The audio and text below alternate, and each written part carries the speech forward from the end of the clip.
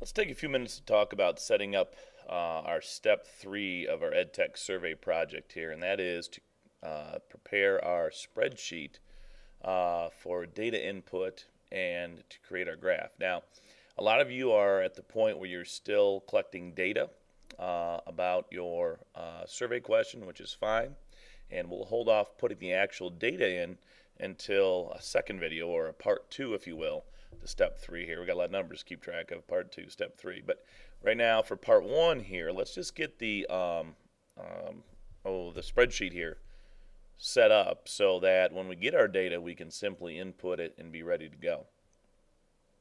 I've given an example here on our screen, and I'm just going to kind of go through the different parts here so that you can be sure that your spreadsheet is ready for your data, hopefully in the next day or two.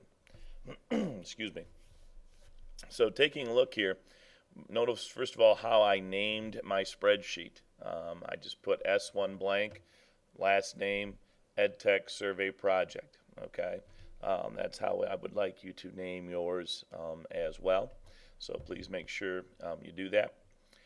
You need to come up with a title for your spreadsheet, or for your survey rather. So think about your topic, and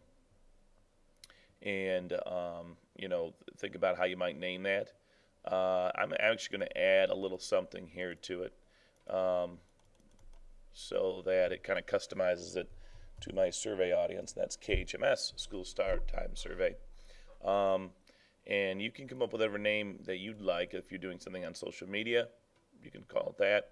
Your title doesn't have to be specific to your question, but it needs to be to your topic. So if you kind of think back to the process we went through to create our topic, think back to that general thought that you had, or that statement that we did when we built our question. Think about the statement and the topic that you outlined in that statement. Then below that, let's put the specific question you asked. Just kind of type it out here. And then to set up our table, the best way to set up our table of information is to put our possible responses to our question along the top, or our column headers, if you will. And then put possible responses over here for our row header.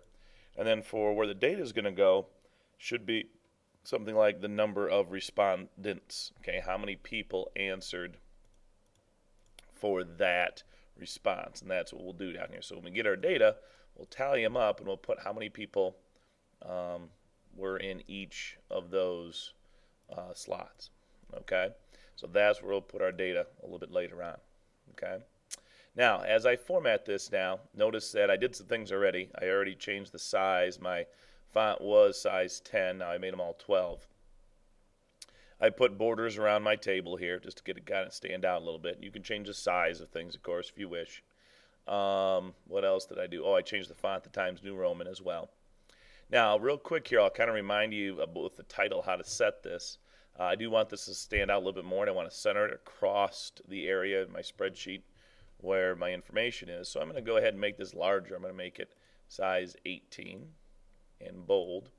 Now, to get this to center across here, what I need to do first, if you recall, is you need to highlight the cells that you want to center them in. So I'm going to highlight through E here, because that's what my spreadsheet's taking up. And then what I'm going to do is I go up here to Format, Merge Cells, Merge All. Okay, click on that. So it's kind of treating it as all one big cell now. And then finally I can go over here to the alignment area and center it. Okay. So again, kind of 4 major things. Title your spreadsheet the right way. Name your spreadsheet the right way, I should say. And then give it a title. Okay, make that stand out. Cite your question. Make sure your specific question's in there. Going back to the title, make sure your title has your topic in there. Not necessarily a question, but your topic. And then set up your possible responses and area for your respondents so you can tally up your information here.